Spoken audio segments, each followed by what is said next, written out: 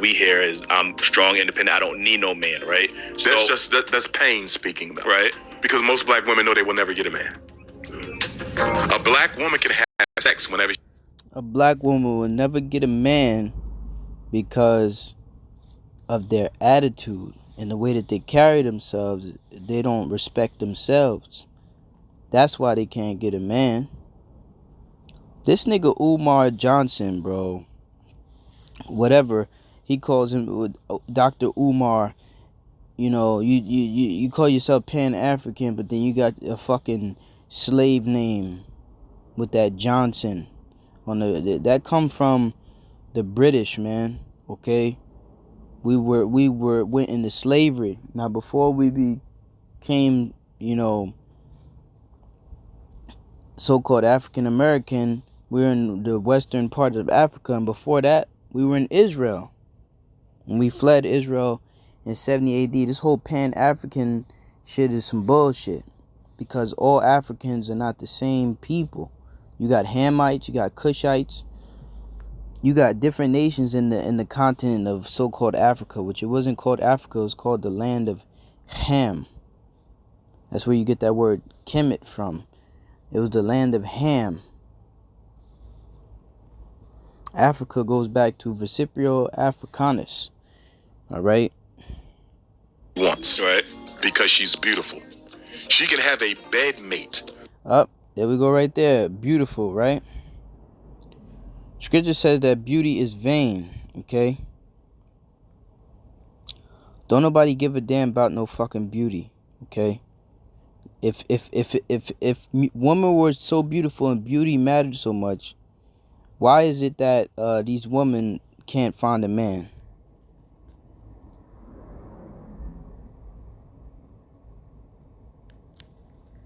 Proverbs 31 and 30.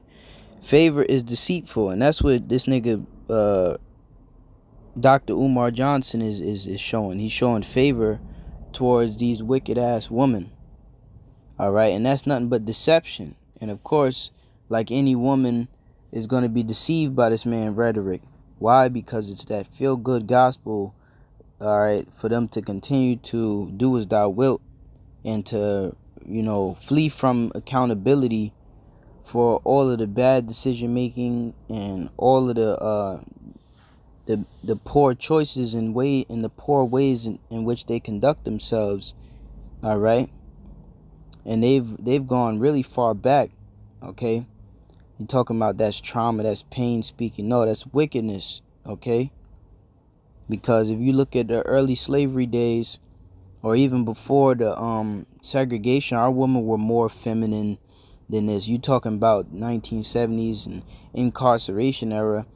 All right, even before then, they were using, you know, food stamps and WIC and Section 8 to get, you know, things from the government. They've been following after the ways of the so-called white man.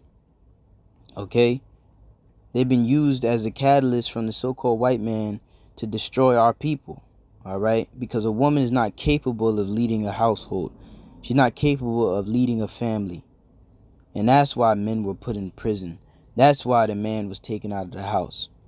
All right, to destroy the family structure. All right, now the destruction has been done.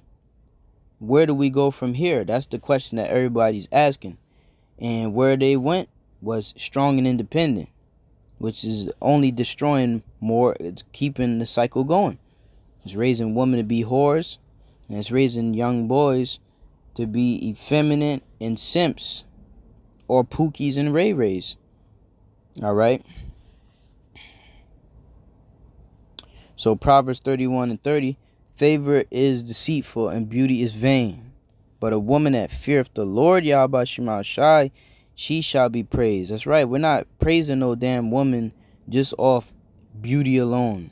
You know, that's not enough. Okay, you can have a beautiful woman and she wicked as hell. Okay, she carry herself horribly. All right. It's beautiful. She can have a bed mate, but to have a soul mate, she may never get. I have two daughters, 11 and 20. Right? My oldest will be 21 this week. Statistically, right? There's a strong chance my daughter could be one of those. I hope she's not.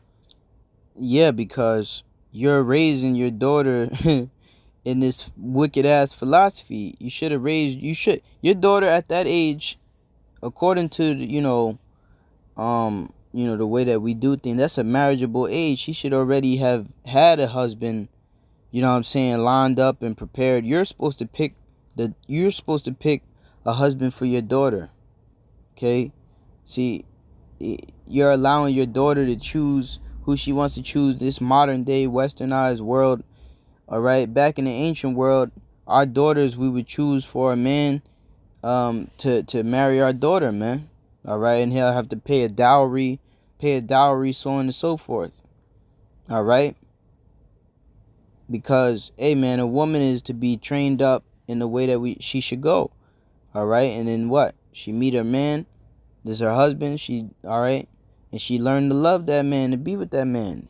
All right? But now, with this whole, masculine spirit, women feel like they got to do the choosing. And I don't like him and I don't like that. But who do they choose? A bunch of drug dealers and degenerates. All right?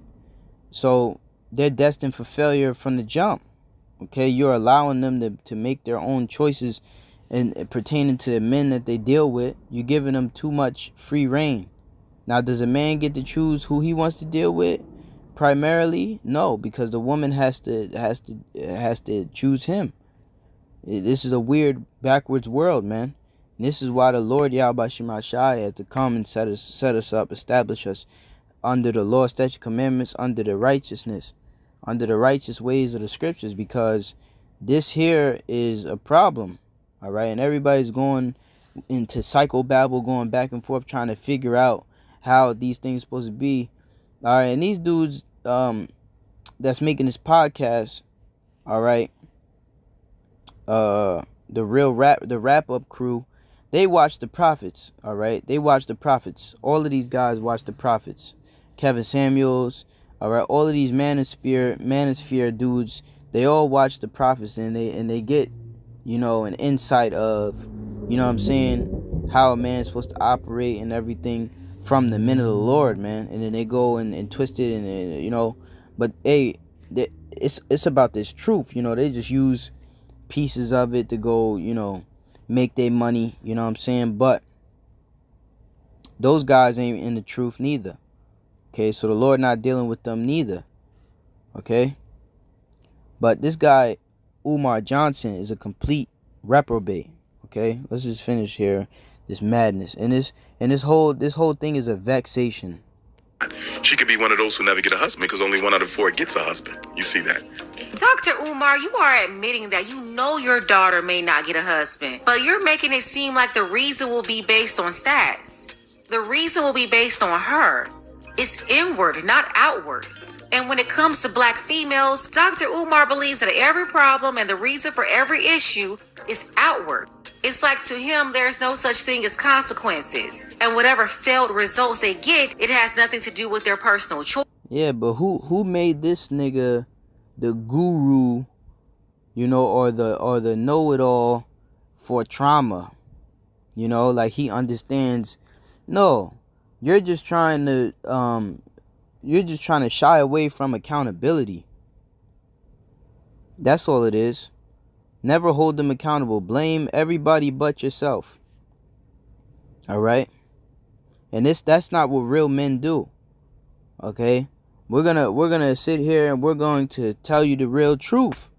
All right? We're not going to do all of this, it's because I didn't raise your son to be a better man and all that bullshit. Okay? No. You chose to be with that fucking fuck nigga, and you had a baby with him, and now nobody trying to raise that little badass nigga. Okay? That was your choice. You had plenty of good men that you could have got down with, but you wanted to get down with a bozo. All right? Or you got down with a bunch of bozos, and then you go try to get your simp later on. Okay? But that shit is running out. That shit is running out. No personal accountability. Listen, I support Dr. Umar and his mission to build a school for black boys and black girls, but I don't agree with his message. I don't support that mission, okay? We need, okay, our people to repent to Yahweh Shema Shai, man, okay? And if this is what this guy is teaching in his fucking school, all right, we don't need this. We don't need that, okay? Here is Dr. Umar Johnson speaking to the brothers of the Daily Wrap-Up crew. Take a second to make sure that you're subscribed to the channel. Click that notification bell for all updates. Won't waste any time. Let's go ahead and jump into it. So when a black woman says, I don't need a man, that is a reaction to the reality that I may not get a man. That ain't no fucking reaction, okay? That's nothing but pride and arrogance, okay? Let me go grab that. The reason why she says she don't need a man is because she living at ease, okay? Because she got everything handed to her here, okay? With the fucking food stamps and them jobs and their education and all of the access to be able to have money. So they think they don't need a man monetarily, all right? But there's things that a man bring to the table that's more than just money, such as what? Leadership. A spiritual guide, right? Protection, right? You know, sex, procreation. She can't do that by herself, okay? The reason why she says she don't need a man is because she got her own money or whatever the case may be. And then she can go out here and have sex with any and every man, like the hoe that she is, okay? And ain't nobody gonna say shit. The real reason why she says she don't need a man is because she don't need order. She don't need a leader. She don't want it. There was this woman that said she rather be a single parent and raise a child separate opposed to being married and having a husband. Why? Because there's order there. She's going to have to cook, clean, you know, be under that man's authority. She rather do that. She rather be under her own authority than to be under a man's authority. And that's the spirit. That's why she's pushing that spirit. It's just going to continue to destroy our people. And the so-called white man knew what he was doing. He gave complete power and control of the family structure over to the woman. And these Pan-African motherfuckers, they'll say, oh, because she's the queen. You know, she ain't no goddamn queen or nothing, man. She's a fucking hoe. She's a whore. And until she get her act together, all right, hey, the Lord not dealing with that shit, man. Yahweh Shema Shai is not dealing with our women right now. All right, in the way that they're operating. And that's why it says right here, the Lord gonna bring straight up judgment upon them. Micah chapter 7 and verse 10, then she that is mine enemy shall see it. And that's what it is. I don't need no man. All right, that's some enemy. All right, you make yourself an enemy. Okay, because who else going to look out for you? The so-called white man going to be your man? No. The so-called Japanese man? Or no. You're the only woman on earth that says that. Okay? And that's because, you know, we're under these curses, of course. Which that's another aspect that these guys don't like to consider. Instead of talking about trauma, why don't you talk about how we're under these curses written in Deuteronomy, the 28th chapter? That would have been some good information to bring to the world, to the platform. All right. But of course, Dr. Umar Johnson, he doesn't speak about the truth. So he gets all sorts of platforms, Breakfast Club. All right. So he could push that fucking madness. Then she that is mine enemy shall see it, and shame shall cover her, which said unto me, where is the Lord thy power? Mine eyes shall behold her, not shall she be trodden down as the mire of the streets. And that's going to happen. Our women are going to be trodden down. All right? And then they're going to say that they need a man. Because it talks about that in 2nd Ezra, the 16th chapter. The virgin shall mourn, having no helpers. The woman shall mourn, having no husbands. All right? a reaction to the reality that I may not get a man. So why not preach? Because I understood, you're obviously against interracial relations when it comes to black men with black women. With white women. With all women, you should only be with the black woman. And you will say, well, if you can't find a good woman, that's complete nonsense. You should only be with a black woman. What the fuck? Why would you want to be with this fucking crazy ass bitch that we got to deal with right now? Okay, the black woman is not in her. She's not in her right mind. All right. You got plenty of beautiful other women out there. You got the Latino woman. You got the Native American Indian woman. You got all these different women, even of the tribes. Okay, those are our people. Okay, those are our women too. Okay, you're talking about some damn black woman, man. And we could deal with these other nations of women too. Okay, the fucking white woman, which I don't trust Becky. She be sitting there. I was on the bus with one the other day. She's sitting there looking at me in my eyes. I think she was an Amalekite looking at me like she interested in me. But I don't fall for that shit because them bitches will get your ass set up. And I'm talking from experience. But you could get with any of these other heathen women, man. All right. So this guy, he's bugging out with that shit, man.